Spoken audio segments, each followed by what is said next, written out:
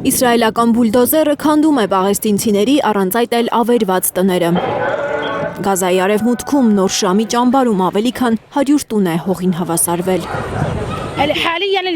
Իսրայելական օկուպացիոն ուժերը հանցագործություն են անում, ոչնչացնելով ճամբարի ներսում եղած ամեն ինչ։ Մարդիկ այլևս չեն կարող ապրել այնտեղ, պետք է մտածեն մի ուրիշ վայր տեղափոխվելու մասին։ Ավելի քան 20,000 պաղեստինցու հրահանգվել է լքել տները։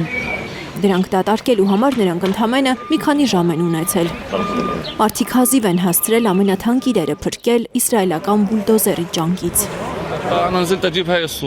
Այս լուսանկարն եմ հազիվ վերցրել հետս։ Ես եմ եղբայրներիս, քույրերիս, հորս եւ մորս հետ։ Լավ է գոնե հասցրի սա վերցնել։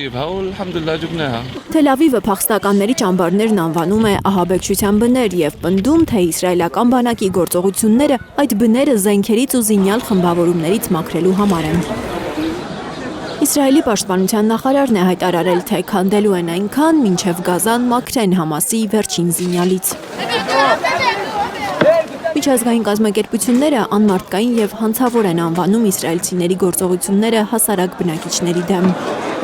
ՄԱԿ-ի ներկայացուցիչը սա անվանել է աննախադեպ տեղահանություն եւ ավերում 1967 թվականից ի վեր։